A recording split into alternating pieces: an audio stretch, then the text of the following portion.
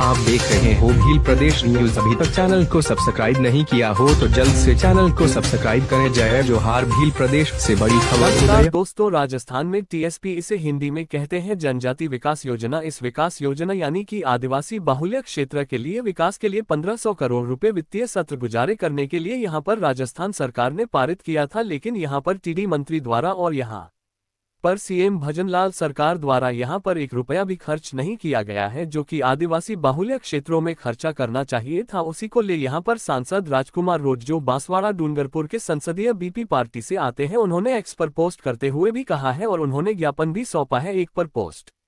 किया है कि आदिवासी बाहुल्य क्षेत्र के विकास के लिए बजट घोषणा 2024-2 में जनजाति विकास कोष के रूप में जारी 00 करोड़ रुपए का यहां पर पूरा वित्तीय सत्र गुजारने के बाद भी 1 भी रुपया खर्च नहीं करने पर आज भारत आदिवासी पार्टी के नेतृत्व में जनजाति आयुक्त महा उदयपुर को ज्ञापन देकर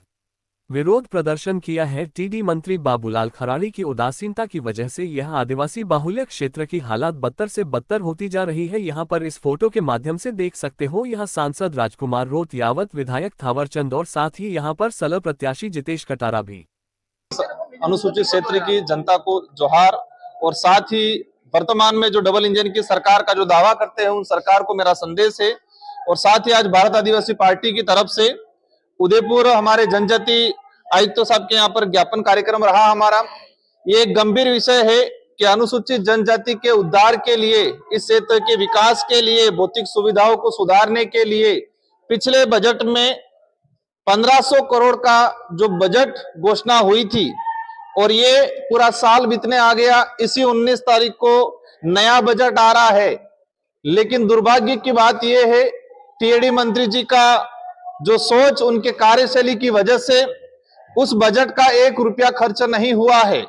शायद अब तक के इतिहास में पहली बार ऐसा हुआ होगा, पहले भी हुआ है, लेकिन 1 रुपया खर्च नहीं होना,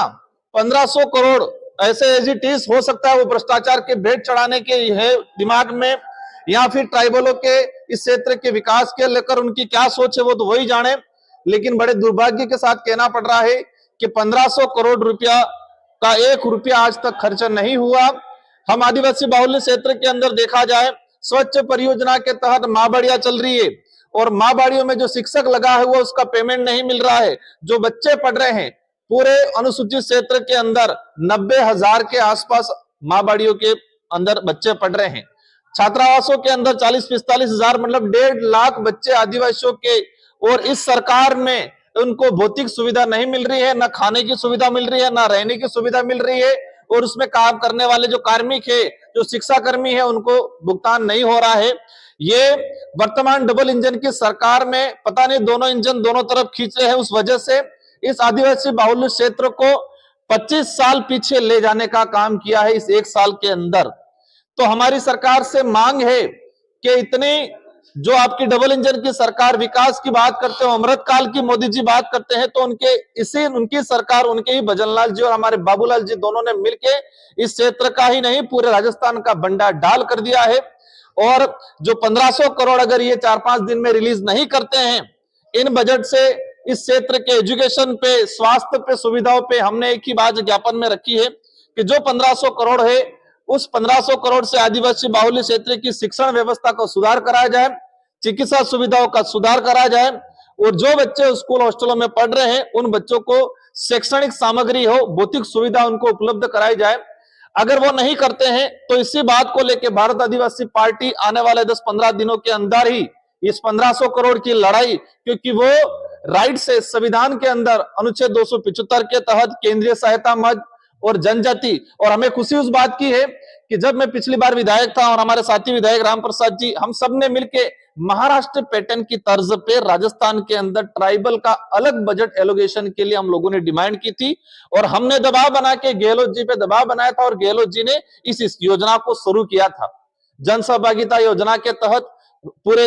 हर गांव तक इस योजना का बजट जा रहा था। लेकिन दुर्भाग्य है कि बाबूलाल जी मंत्री कार्यकाल भजनलाल जी की सरकार में इस क्षेत्र को 25 साल पीछे ले जाने का काम किया है। इस बात को लेकर अगर ये नहीं सुधारा करेंगे, ये बजट आदिवासियों को नहीं मिलेगा, तो भारत आदिवासी पार्टी आने वाले समय में बड़ा आंदोलन करेगी क्षेत्र के अंदर।